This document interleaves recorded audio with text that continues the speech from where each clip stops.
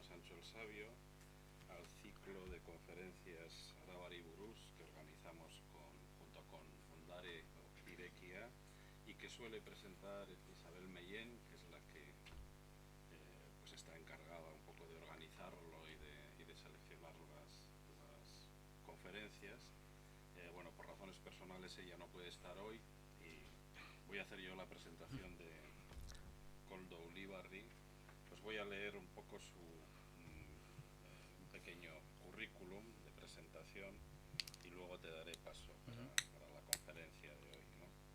Koldo Ulibarri es licenciado en Filología Vasca por la Universidad del País Vasco en 2007 y posteriormente cursó un máster de Lingüística y Filología Vasca en la misma universidad en 2008.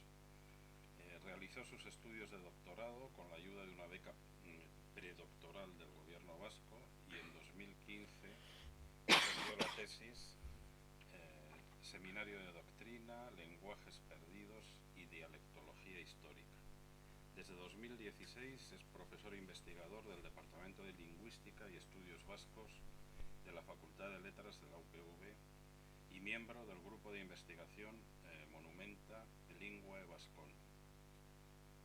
Sus principales líneas de investigación son la filología y la crítica textual, así como otras líneas relacionadas, especialmente la lingüística diacrónica y la sociolingüística histórica.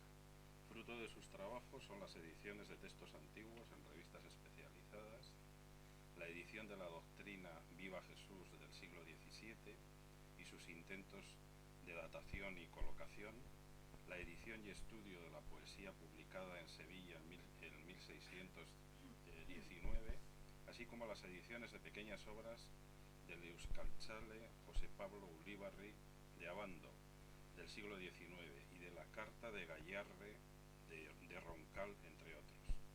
Su último trabajo es el libro Euskara Noblesiaren Hizkuntza del 2024. Tiene un ejemplar, lo tenemos aquí recién recibido también en Sancho el Sabio, ¿no? En la que ha realizado la edición y análisis de las cartas en euskera escritas en el siglo XVIII por el alavés Viana Eguiluz. Además de la obra filológica, ha investigado el contexto cultural entre los siglos XVIII y XIX para buscar las características socioculturales de la creación de los textos de entonces y ha publicado otros trabajos metodológicos de apoyo al estudio de los textos. Koldo, por supuesto, Isabel lo seleccionó especialmente por esta obra y yo creo que por el interés del personaje que nos vas a hablar. Pues Koldo, pues adelante. Es que ricasco. Hola, vale, ahora. Hola, Egunon, Arratsaldeon, buenas tardes. Gracias por la presentación. Gracias, Isabel, también, aunque no esté aquí, por la invitación. Y sobre todo gracias a vosotros y vosotras por venir este día lluvioso, por acercaros hasta aquí. Y como ha dicho Jesús, pues he venido a hablar de mi libro, haciendo una referencia que aquí funciona, con mis alumnos ya no funciona. Yo voy a hablar de mi libro y un poco el ponerlo en contexto. O sea, mi idea no es daros muchas explicaciones sobre todos los temas metodológicos, es más simple. Lo que me interesa es presentar los textos de Viana, no tanto a la persona como a sus textos, que es lo que me interesa, por ser textos en euskera, escritos en euskera, y también porque están escritos en un contexto diplomático, que no es tan común. Están escritos dentro de la aristocracia que está en Europa. Él escribe desde Viena. Y la segunda cuestión importante es qué nos muestra este José de Viana, qué podemos saber con el análisis de esos textos, tanto sobre el euskera alavés de ese siglo XVIII, ahora veremos por qué es importante, y también sobre la situación del euskera en la corte, que nos puede enseñar estos textos. Y de una forma tangencial, también el mostrar el trabajo de investigación. Me parece importante no solo decir estas son las conclusiones, sino el cómo llegamos a las conclusiones.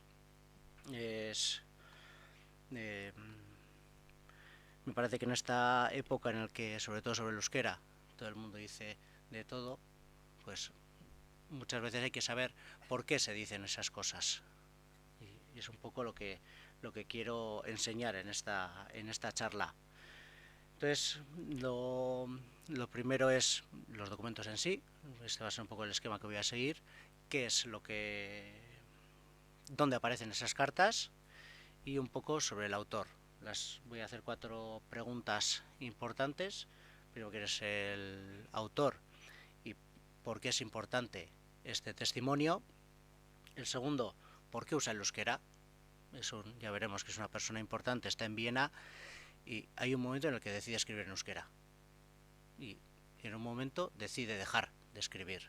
Entonces, me parece importante el saber por qué una persona que habla castellano, que habla francés, que habla italiano, hay un momento en sus cartas, en su epistolario, que empieza a usar el euskera. Es un poco el saber por qué. Vamos a ver cómo alterna el euskera y el castellano. Es una forma de escribir bastante peculiar. Veremos algunos ejemplos. Y un poco eso que nos puede enseñar sobre los usos del euskera, tanto en aquella época como en la época actual. Y al final, ya, viniendo a Álava, a ver si este euskera que usa Viana puede ser el euskera que se hablaba en Álava en esa época. Vamos a dar unas pistas sobre ello. Entonces vamos a empezar con el documento. Los documentos, las cartas, se encuentran en el fondo de José Ignacio Basterrechea, el primer marqués del Puerto, que fue un noble bilbaíno que fue embajador en París y estuvo durante el Congreso de Soissons, que fue un importante congreso a nivel europeo, un congreso de administración y de diplomacia bastante importante en esa época. Y de esas sesiones, de ese congreso, él recopiló todo lo que le llegó, todas las cartas con colaboradores, con distintos embajadores, con secretarios de distintas embajadas, y en el 2019 lo compró el Archivo Histórico de Euskadi. Tenemos 23 volúmenes de tamaño A4, o sea, de tamaño folio, unos 12.000 folios. De esos 12.000 folios, en el tomo 19, que son los documentos de José de Viana Aguiluz, tenemos 519 folios, con cartas, despachos, tenemos cartas en francés, en italiano, cartas cifradas, ahora vemos algún ejemplo, y cartas en euskera, que en total son 32 folios. O sea, de 12.000 folios que tiene todo el fondo documental, nos interesan 32. Entonces, es importante, por eso me parece importante el saber por qué escribe en euskera. Las cartas en euskera están fechadas en un momento concreto. La primera carta es del 22 de diciembre del 28 y cuando acaba de escribir es en euskera, no acaba de escribir, acaba de escribir en euskera, es en agosto del 29. Unas cartas que están son bastante concretas a nivel histórico, a nivel diacrónico. Y los temas pues son lo que se hablaba en la corte de Viena en aquella época. Pues las reuniones de distintos embajadores, de distintos ministros, y en ellos encontramos textos parcialmente en euskera. No toda la carta está en euskera, como veremos. Y sobre todo son textos bilingües. Aquí tienes un ejemplo en el que en azul está la parte en castellano y en negro la parte en euskera. Muy fácil parece, concibió Hemengo bere lagunak la discusión y ajuste de nuestros negocios concernientes a la paz. Bada esaten dau, sebera bakarrik sala asko acaba dutzeko guztia ordubetean. No dejan de conocer que esta expresión sea alaba o hija bere deseoarena. Sabemos que salta de euskera a castellano y veremos un poco a ver por qué tenemos eso. La mayoría está traducida. Ahí tenéis un pantallazo, una foto de una de las cartas en la cual tenemos aquí la parte en euskera y alguien, seguramente Basterrechea, el que recibe la carta, se lo traduce para conservarlo. Así que es interesante también porque la misma carta nos ayuda a saber qué es lo que está diciendo, pues cosas que podíamos tener dudas. Entonces, ¿quién es José de Viana? ¿Por qué nos interesa este personaje y por qué lo hemos traído a estas charlas? Pues está bautizado en Jocano. Su familia tiene lazos familiares con Orduña. Sabemos que sus padres se casaron en Orduña, tiene hermanos nacidos en Orduña y él parte de su vida la hace en Orduña. Tiene, en la parte de relación con su tierra, vemos que se elige alcalde de Orduña y también es mayordomo de la cofradía de Nuestra Señora de la Antigua, de la patrona de Orduña.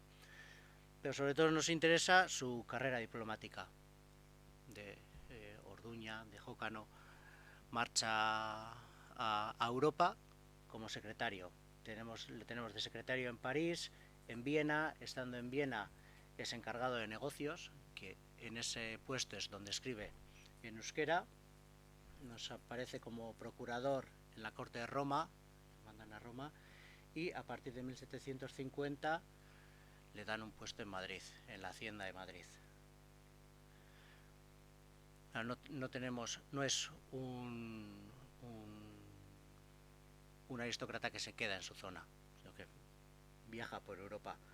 Es esa parte de esa aristocracia rural vasca que en la corte borbónica asciende a cargos de poder, dentro de lo que Baroja llamó la hora del 18, o la hora navarra del 18, pero que se ha visto que no solo fueron navarros, también alaveses, vizcaínos y guipuzcoanos se sumaron a ese impulso de administración.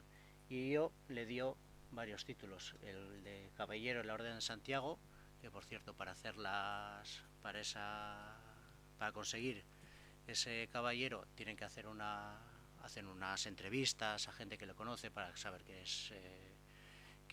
es limpio de sangre, de buenas costumbres, cristiano, y eso lo hacen en Orduña. Todas las entrevistas las hacen en Orduña. Y en el 38 le tenemos como primer marqués de Viana, que es como se le empezará a conocer. Claro, esto nos sitúa en ese comienzo. Una de las características lingüísticas que tiene José de Viana es que su lengua familiar también es el euskera. En esta época todavía, cuando Viana marcha a Viena, todavía no ha pasado el cambio la pérdida del euskera que ocurre en Álava. Si veis el mapa, aquí tenemos a Orduña, aquí está Unzá, Abecia, por esta zona estaría Jocano. En 1700 todavía llega hasta ahí el euskera hablado, así que es de suponer que él sabía euskera de cuna. Y es justo antes de que ocurra ese cambio sociológico, podemos decir, ese cambio lingüístico, en el que se pierde de forma rápida el euskera en Álava. Tenemos aquí, Cardaveras nos dice a mediados, o sea, como 2 generaciones después de Viana, Eguiluz, cómo mandan a los jóvenes a Castilla para aprender castellano. Y entonces vienen y no saben ni euskera ni castellano. Entonces se ríen. Y viene un poco también seguramente esa es una de las razones por las que el euskera en Álava se pierde de una forma tan rápida. Landazuri, a finales del 18, nos dice que la época de la pérdida del vascuence es en el presente siglo, en el siglo XVIII, y de pocos años esta parte por los respectivos a las hermandades de la llanada de Álava, en el que ha faltado ya su uso y en que constantemente se ha hablado, pues significa a las personas de alguna edad haber sido corriente y frecuente su uso en hermandades en que nada se habla. Justo antes de Viana se nos sitúa justo en ese momento. Es interesante. Es interesante, por un lado, como he dicho, porque son esas élites vascas bilingües. Estamos hablando de un alavés que está hablando con un bilbaíno en euskera, y no solo entre familiares. Es un tema tan importante como puede ser el Congreso de Soissons, y están tratando esos temas. y no solo en forma de fórmulas. Durante esta época y en el siglo XVII también tenemos el euskera muchas veces en cartas como saludo o como final, o como en este ejemplo que os pongo, justo después de toda la carta en euskera, como una súplica en euskera. No estamos hablando de eso, estamos hablando de una persona que está escribiendo en euskera. Otra cosa que nos muestra es un cambio de código, como pasa de castellano a euskera en la misma conversación, que es algo natural en contextos bilingües, es algo que la lingüística actual está estudiando, los ingleses, los anglosajones lo llaman code switching, que al final es un cambio de código, y lo vemos de una forma bastante potente. Ya después veremos hablaremos un poco sobre el cambio de código. Y la tercera importancia es su valor histórico y dialectológico. Ya hemos dicho que es de una zona en la que un hablante hay a la vez justo antes de la pérdida, una de las pérdidas más importantes del euskera en la llanada, una pérdida del euskera que está documentada, y también lingüísticamente está entre dos etapas de la lengua. Sabemos que a partir de 1745, con la publicación del diccionario de Manuel de Larramendi, hay un cambio en la forma de escribir y en la forma que se entiende el euskera, por lo menos entre algunas élites. Aquí nos encontramos con la etapa justo anterior, pues está a punto de pasar ese cambio. Así que solo por eso es importante. Y también, pues esto es una verdad de perogrullo, porque todo nuevo testimonio plantea preguntas. Siempre que aparece un nuevo texto, plantea preguntas. Algunas veces son preguntas en las que toda la más media participa, como puede ser la mano de Irulegui hace cosa de año y medio, o pueden ser cosas como estas, que no son tan interesantes, no son tan antiguas, pero que, como veremos, también tiene su importancia. Es un poco lo que quería mostrar en esta charla. Lo primero es ¿por qué usar el euskera escrito? Es la primera pregunta que se nos viene. Es una persona que escribe en castellano, como tantos administrativos vascos de origen vasco, que sabemos que son vascohablantes, pero que escriben en castellano. Y la idea es el cómo empieza, el explicarlo a través de los datos que nos da el mismo Viana. Claro, no podemos preguntarle, tenemos que ver qué es lo que nos cuenta, y vamos a hablar un poco sobre ello, además de cómo usa el euskera y el castellano. También hablaremos un poco. La primera pregunta de por qué usa el euskera, pues es interesante que en la primera carta que lo usa como postdata. Un poco el ejemplo anterior que hemos visto. Toda la carta en castellano y al final en euskera. Y al final de la parte en euskera, bueno, pues aquí tienes la carta, aquí la fecha, la data, y aquí empieza la parte en euskera. Como veis, una forma de escribir en euskera bastante limpia. Y al final de esa postdata le dice al señor, al marqués del Puerto: pasa solo esta nuestra confianza a los señores de Santa Cruz, o sea, al marqués de Santa Cruz, y a nuestro amigo don Melchor. O sea, parece que es un uso críptico del euskera. Necesita esconder el mensaje y lo hace en euskera. Eso de solo pásaselo a la gente importante lo vemos en varios fragmentos. Por ejemplo, en la segunda carta, señor excelentísimo, le pido que pase a Soissons, a las personas de Soissons, la sustancia de nuestro latín. ¿Cuál es nuestro latín? El euskera. Hay autorreferencias. Téngase bien presente un capítulo cifrado de la carta mía en fecha del 15 de mes de junio.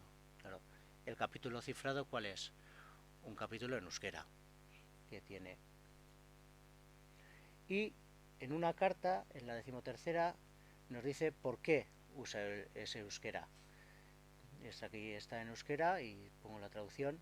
Tienes que reparar en el estilo porque van con cuidado por si ahí las abren antes de tiempo.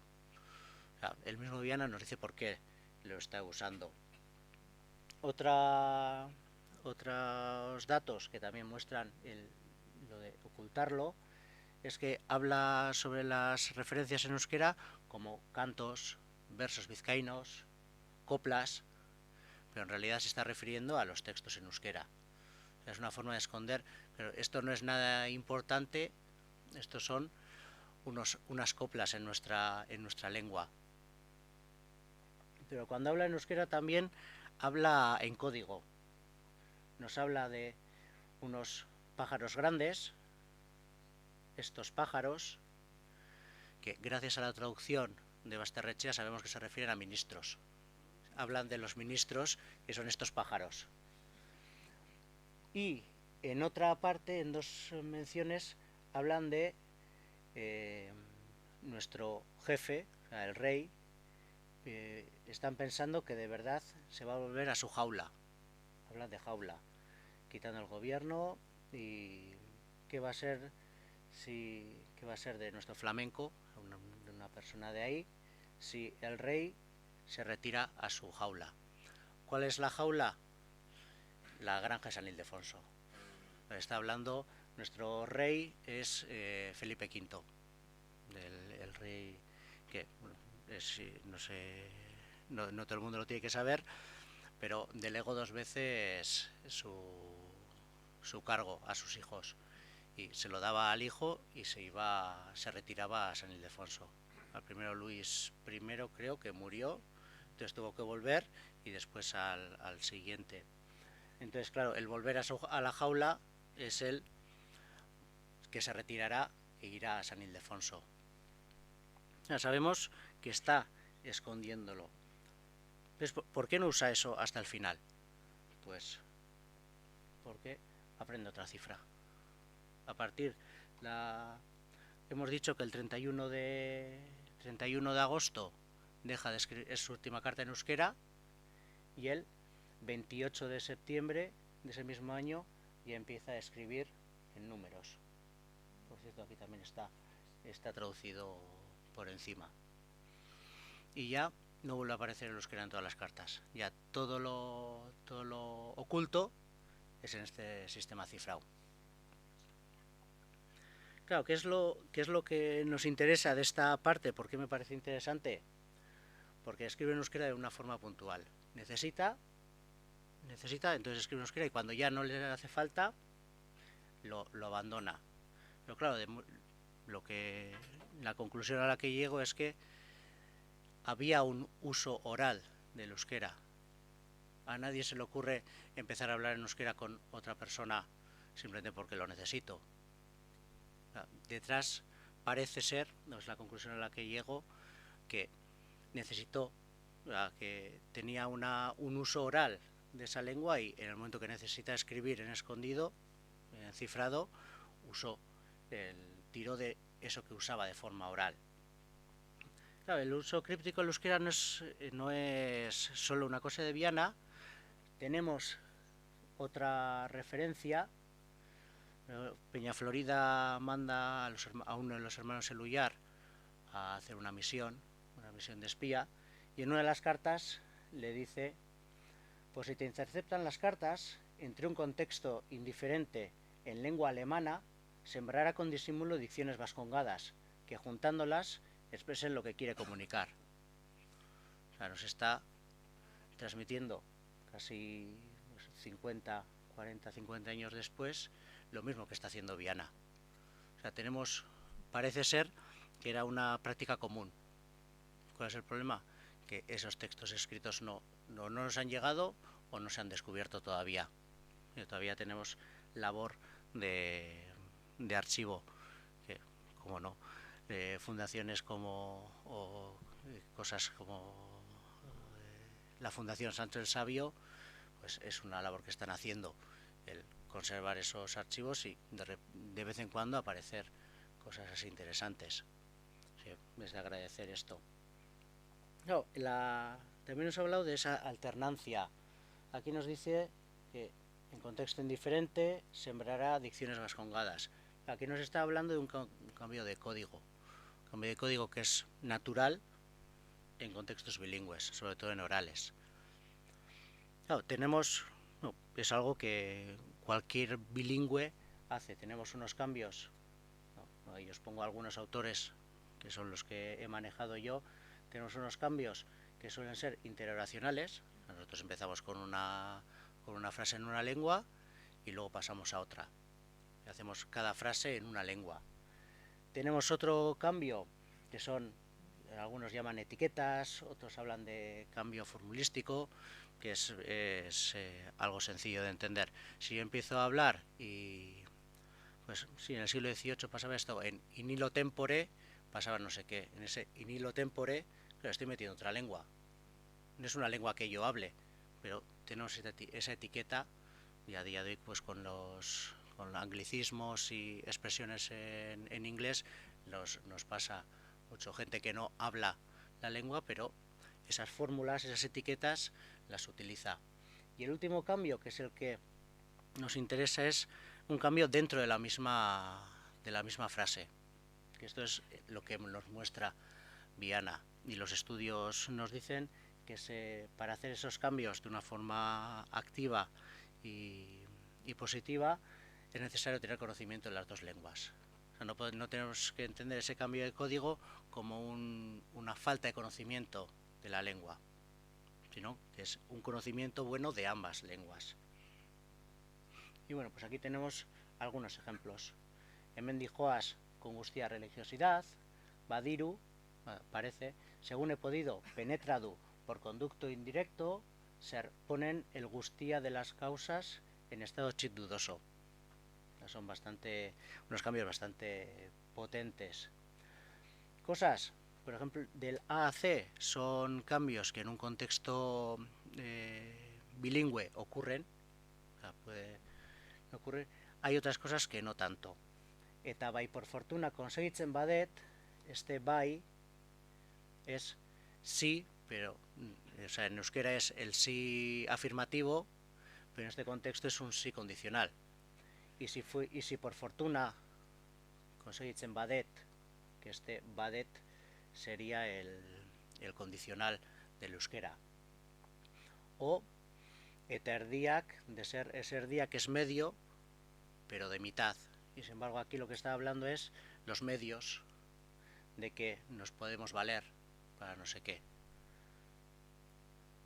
Y este es el que más me gusta, porque usa el verbo en euskera, pero el nos es la desinencia en castellano.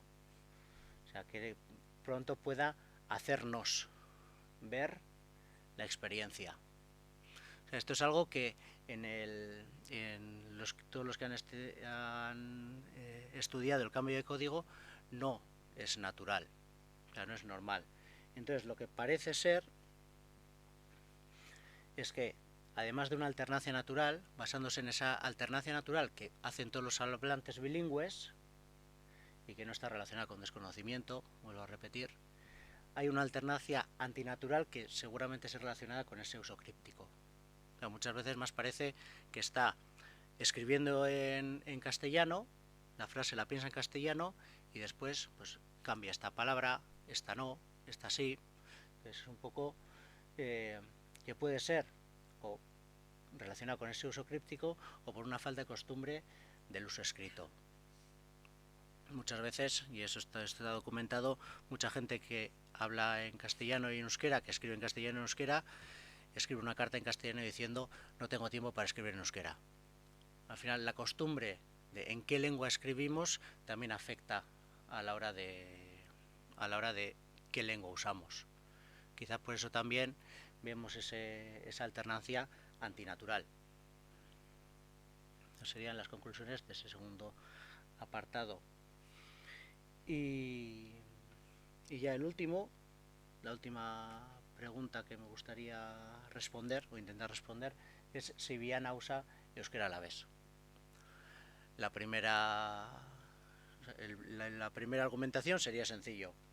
Viana es alavés, es euskera es alavés. Ya está, se acabó.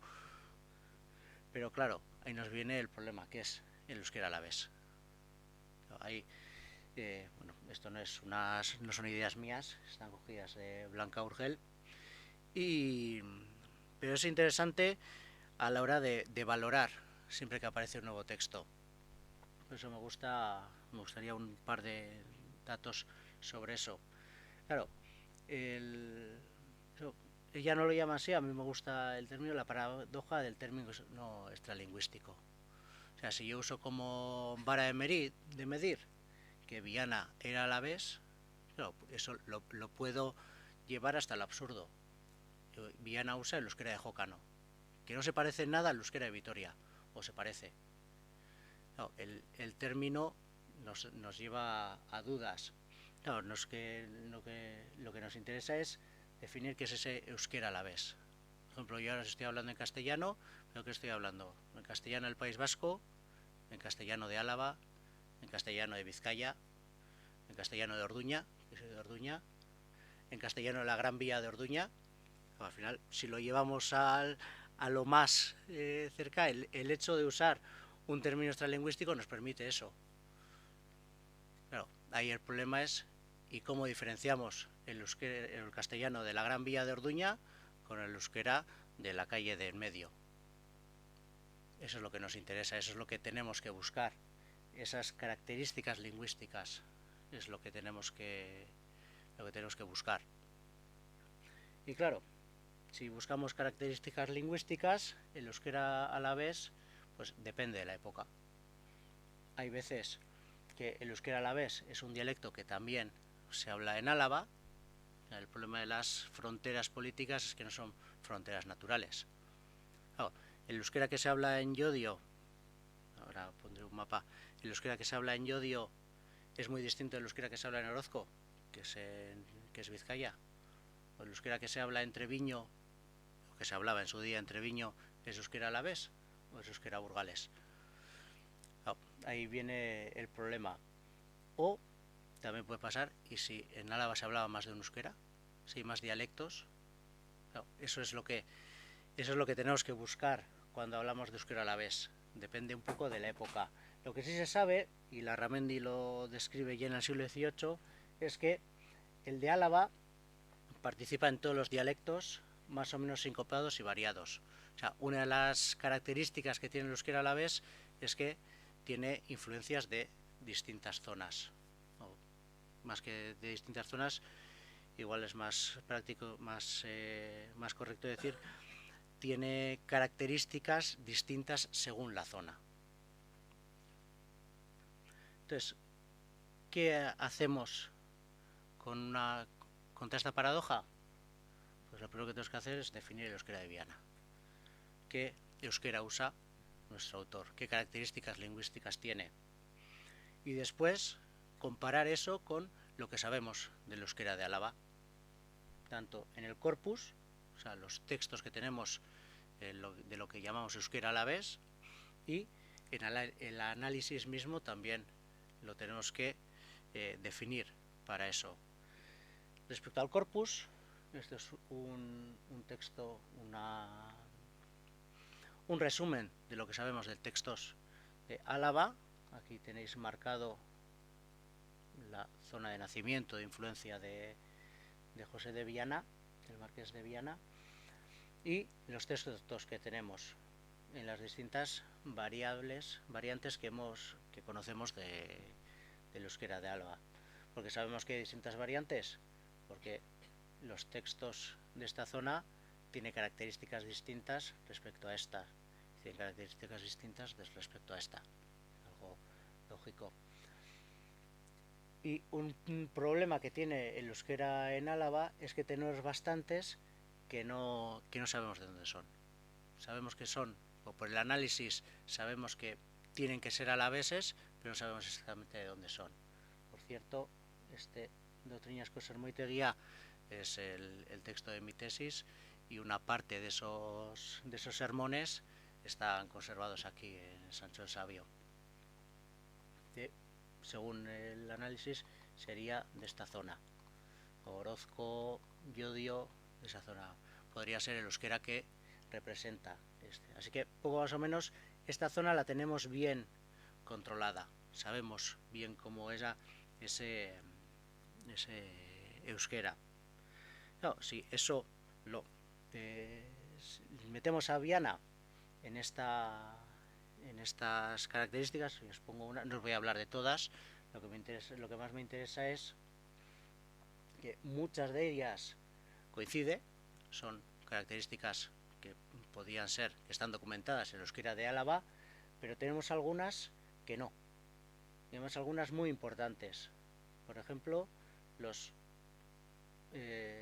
características que son exclusivas de textos alaveses. Tenemos unas características que son Álava, Vizcaya y parte de Guipúzcoa. Tenemos características Vizcaya y Álava. En todas ellas va con Viana, coincide, salvo en sustantivos verbales con etan. Cosas que solo son alavesas también coincide, y en cosas exclusivas alavesas, en muchas no coinciden o no tenemos datos. Entonces, ¿es alavés el euskera de Viana? Según esto, sí. Claro, ¿cuál es el problema? Que la definición de Álava, del euskera alavés que ha hecho Larramendi, el euskera de Álava, prácticamente, en el momento que decimos que cabe de todo, que cualquier cosa puede entrar, puede coincidirnos, entonces tenemos que ir más al detalle. Y vamos a ver qué pasa en las distintas zonas, en los distintos subdialectos que hemos marcado antes. Y lo que vemos es que si esto es lo que le correspondería a Viana, así volvemos al mapa, el occidental sería lo que representan estos documentos, que prácticamente geográficamente están bastante cerca del euskera de Viana. Debería coincidir con esto, ¿no? Y lo que vemos es que muchas veces no con esto, sino que coincide con el oriental. Coincide con el oriental, incluso hay veces que salta lo oriental. Estos en verde son características que en Álava no se encuentran más al oriente, en Guipúzcoa e incluso en Navarra. Entonces, ¿qué nos pasa aquí? ¿Cuál es nuestra primera conclusión? Pues que tenemos que cambiar todo lo que sabemos. Esta división que hacemos occidental, central y oriental no sirve y tenemos que plantear algo nuevo. Eso sería esta no sirve, y tenemos que pensar que aquí por lo menos llegaban innovaciones o llegaban características compartidas desde aquí. ¿Cuál es el problema? Que eso nos hace tener que explicar todo lo demás. Nosotros, cuando proponemos un cambio tan potente como decir, no, es que todo lo que sale aquí no es exactamente correcto. No, metodológicamente es fuerte y hay que explicarlo. No vale solo decir, no, esto no vale, entonces ahora cambiamos de paradigma. No, tenemos que explicar también los datos que tenemos. El cambio de paradigma no implica el cambiar algo, el poner algo nuevo, sino explicar todos los datos que vienen. Un ejemplo de esto sería lo que pasó con Iruña-Velella. El problema de Iruña-Velella, no me voy a posicionar en ningún lado, pero a nivel metodológico, el problema que nos plantea es que no es solo el que no coincide con lo que sabemos, sino que no coincide con los textos que tenemos, con características que tenemos del euskera posterior. Eso también lo tenemos que explicar. Es un poco el problema. Entonces, ¿cuál es la segunda conclusión que planteo y que defiendo en el libro? Pues que el habla viana no se puede entender solo como un habla alavesa. Hay algo más, hay otros factores que tenemos que tener en cuenta. ¿Y cuál es ese? Pues lo que en lingüística hablan el coiné, un proceso de coinización. ¿Qué es un coiné? Una lengua que es el resultado que una sociedad de hablantes de diversas variedades lingüísticas acaban por formar un nuevo dialecto.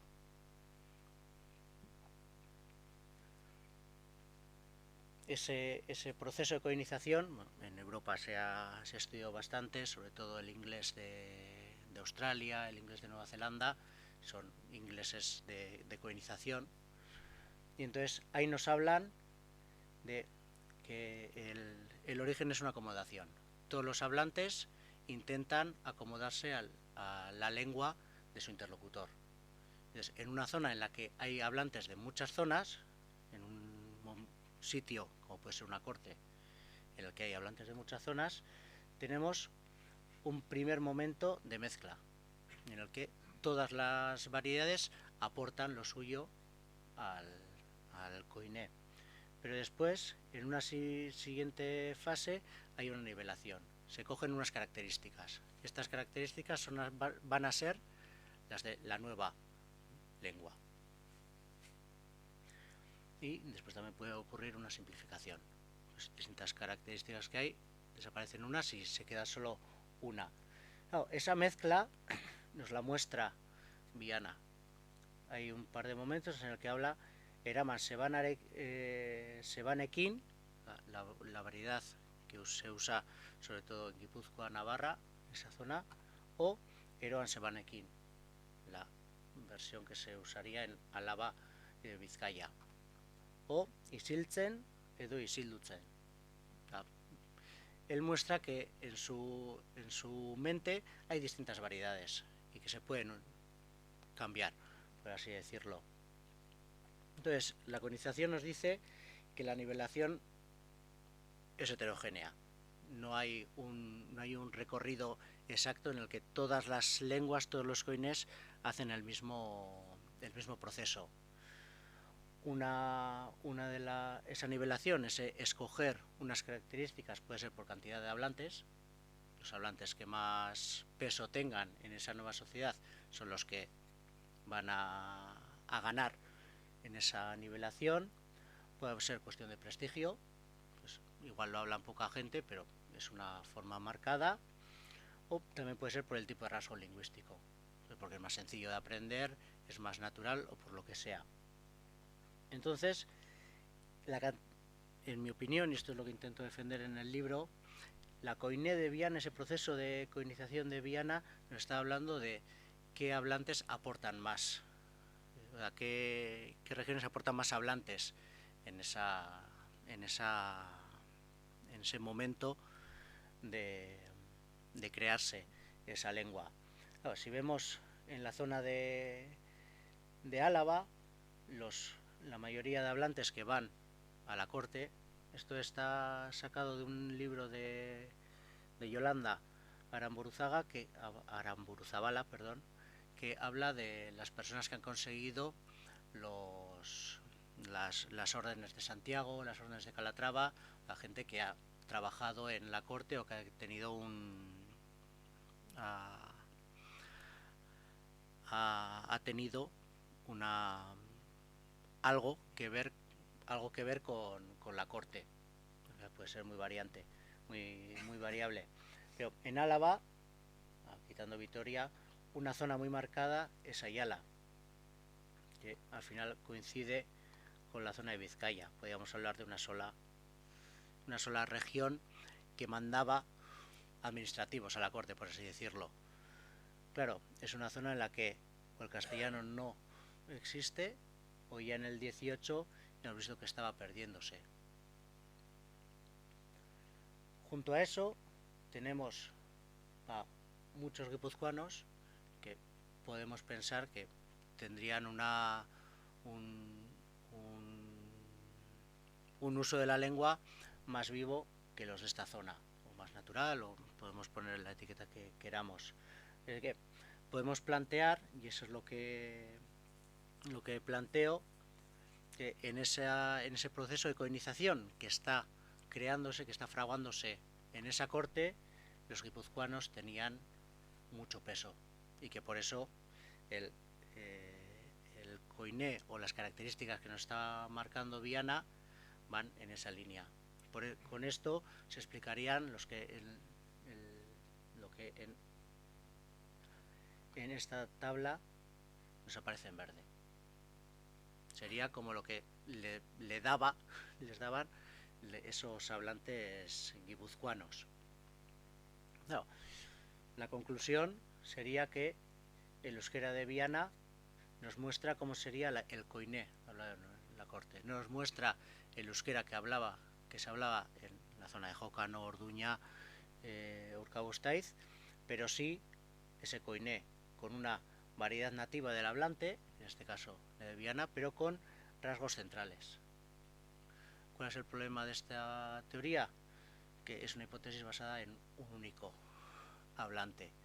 Claro, con esto hacer toda una teoría para entender todo ese proceso de colonización que pudo ocurrir, estamos hablando de que pudo ocurrir, no, es un único autor el que nos está dando la muestra, pero sí que me parece importante el mostrar que este proceso es el que nos ha llevado a esta conclusión. Pues nos podíamos haber quedado en esta euskera alavés, pues tenemos un montón de características que coinciden. Su euskera es el alavés, o sea que es un poco más allá, y eso se consigue, eso lo conseguimos gracias al acercamiento metodológico. Ya resumiendo y acabando un poco, ¿qué es lo que más es así? ¿Qué es lo importante en la lengua de Viana? Pues nos muestra el euskera alavés. Pues sintiéndolo mucho parece que no. Sus características no coinciden con el euskera alavés, pero al cambio nos aportan datos mucho más interesantes sobre otra cosa que hasta ahora no se había documentado tanto, como es un cambio de código, como los hablantes nativos del siglo XVIII y del siglo XVII hacían un cambio de código y cómo era ese cambio de código, cómo podía ser ese cambio de código, y también ese euskera usado por los vascos en la corte. Nos muestra un Viana que conoce distintos dialectos y que usa un euskera mixto. Claro, ya hemos vuelto que todo nuevo texto nos enseña algo, pero claro, ese algo tiene que ser con un acercamiento metodológico, tanto un cambio de código como la colonización, y sobre todo con el análisis filológico exacto. Y sintiendo mucho la chapa, pero muchas gracias. Con esto ya que no he llegado a la hora. Muchas gracias. Bueno, no sé si se suele hacer un momento de preguntas. Sí, adelante.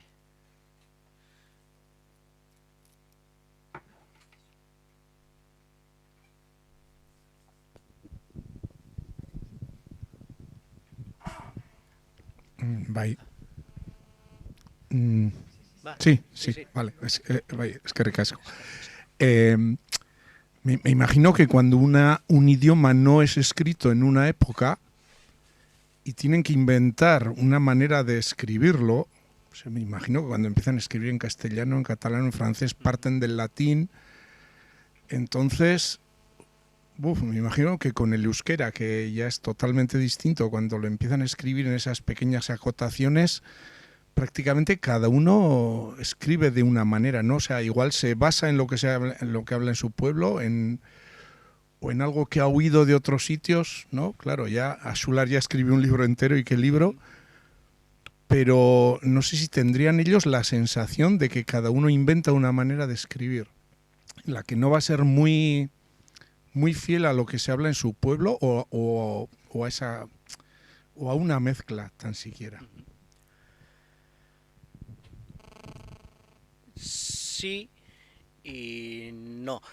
Quiero decir, para el siglo XVIII el euskera ya estaba más escrito de lo que pensábamos. Tenemos que pensar que en 1545 en Trento dicen: no, las doctrinas se tienen que escribir, se tienen que enseñar en la lengua original. Y en Álava tenemos ya en 1596, 2 siglos antes que escribirá Viana, ya tenemos una doctrina escrita e impresa. Y sabemos que ha habido más, tenemos constancia de más.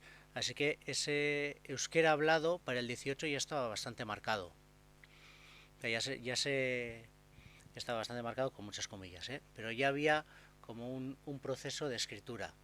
De hecho, Viana, para ponerse a escribir de repente, escribe bastante bien.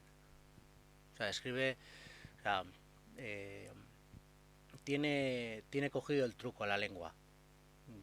O sea, hay unas cartas en las que escribe lento y tiene unas características, pero después tiene otras cartas en las que escribe más rápido y tiene otras características. O sea, él sabe escribir bien, con todas las comillas. O sea, haya habido un proceso de culturización, de alfabetización, en euskera también, pero que no somos capaces, porque no tenemos los textos suficientes para entenderlo, pero ha habido. O sea, Viana en el siglo XVIII sabe cómo escribir en euskera, con sus fallos, bueno, fallos no, con sus opciones, maneras diferentes, sus opciones distintas, pero ya sabe cómo escribir. No me he querido extender con eso, pero ahí nos muestran que una primera alfabetización, aunque sea de la doctrina, estaba siendo en euskera, aunque después no, en muchos casos no se llegará a una escritura común, por así decirlo, común en el sentido de habitual. Pero sí que hay, sobre todo en el 18, a partir del 18, eso se ve más, es más marcado. Y sobre todo, que eso es curioso, entre hablantes guipuzcoanos. Los guipuzcoanos empiezan a escribir bastante pronto a sus familias en euskera. Esa es una de las diferencias que hay entre las cartas de Viena y otras cartas en euskera que hay. Las cartas en euskera pues sobre todo el 18 y 19, son sobre todo a familiares. Pues a la tía que se queda en la casa, o a la cuñada, por temas familiares, pero que ese euskera se use entre dos aristócratas, eso no es común, y eso es lo importante de esta carta. Pero sí que hay, sí que se intuye una alfabetización para esta época. No sé si he respondido a la pregunta o un poco.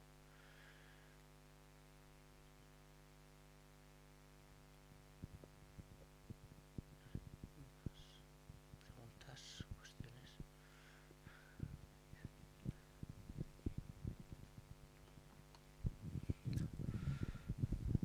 Bai. ¿Qué sabemos de su biografía? Porque la biografía tiene un componente lingüístico también. O sea, nació en Jócano, pero vivió siempre en Jócano antes de marcharse a Viena y demás, o anduvo de aquí para allá también, porque claro, eso puede también ser a causa de esa coinización, ¿no? Y luego, por otro lado, la persona a la que escribe las cartas era una sola, entendido, ¿no? Sí, eso vale. es. ¿De dónde era? ¿Se sabe? Bilbaíno. Era bilbaíno. De Bilbao. Vale, sí. no. Era para ver si Sí, eso también sí, eso se adaptaba a la lengua de la persona que iba a recibir esas cartas. Pero bueno, esos guipuzcoanismos no. Sí, no, es justo lo contrario. Esa es Claro. otra de las pistas que me llevó a plantear en la colonización. Y respecto a su biografía, no se sabe. Todos los historiadores dicen que le sitúan en Viena, cuando empieza a ser embajador o cuando empieza a ser secretario. De ahí en adelante, sí que su padre es de Lagrán, los Viena vienen de Lagrán, pero la madre es de Avecia, de Orgostaiz. Así que, por lo menos por familia, es de esa zona. No, ¿dónde estudió? Voy a saber. En aquella época los jesuitas en Orduña ya estaban. ¿Estudiaría con los jesuitas? Los jesuitas vendrían guipuzcoanos. No, si pones a plantear, sí, pero no hay, la biografía no nos ayuda en ese aspecto. Sí. 2019, cuando se compró. O sea, se compró sabiendo que había textos en euskera. Sí.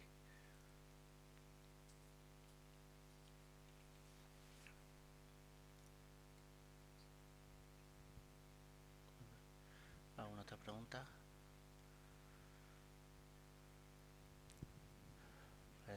Parecéis mis alumnos en clase. En el momento que una pregunta, una de dos, o me he explicado muy bien o me he explicado muy mal. Desde que es una pregunta sí, que no tiene que ver tanto con Viana, sino un poquito con los datos que tenemos de la situación del euskera en Álava, ¿no?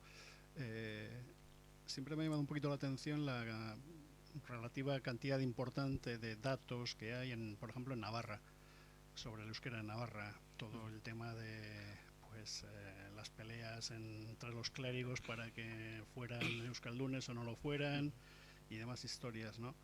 Quiero decir que aunque no sean textos escritos en euskeras, hay textos administrativos como esos en los que se plantea un pleito porque la plaza la pide que sea en euskera y entonces empezamos con los perfiles lingüísticos y demás historias.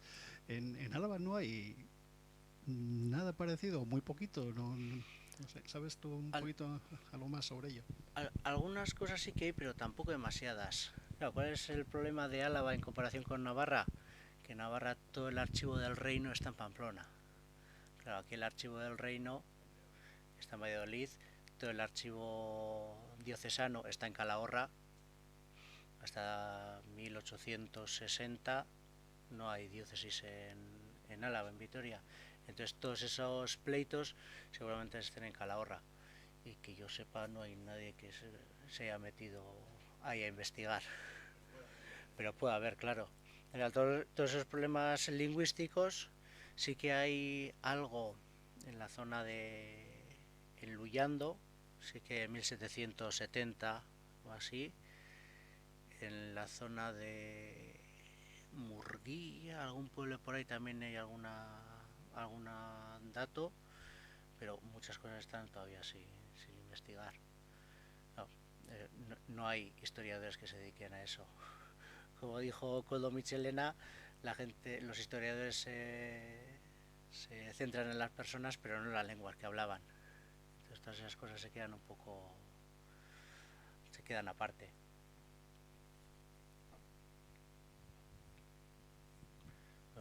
Para saber más, hay un libro en euskera, era Arabako Euskal-Hotzak, en castellano creo que es Antecedentes del euskera en Álava, una cosa así. Ahí están recogidos casi todos los que se conocían hasta 2002, 2006 creo.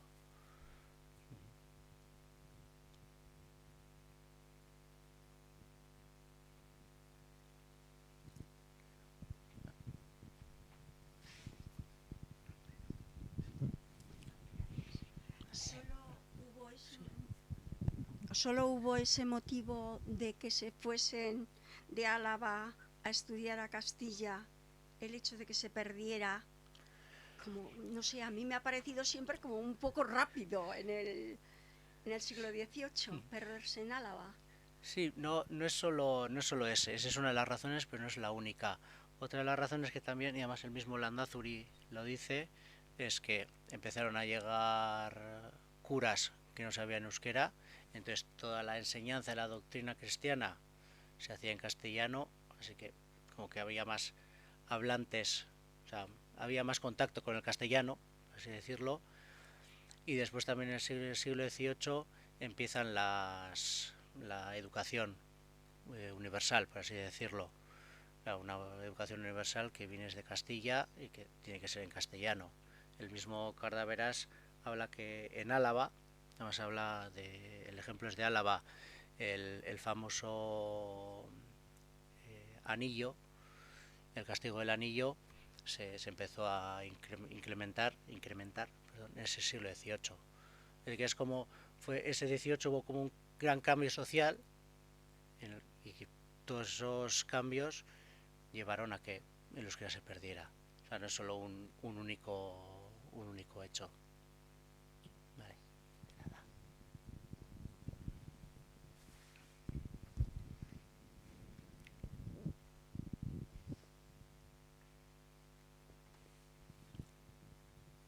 Pues nada, pues si no hay más preguntas, pues muchas gracias por venir de nuevo. Lo he dicho, gracias a la Fundación Sánchez Sabio por darme esta platea para poder presentar el libro.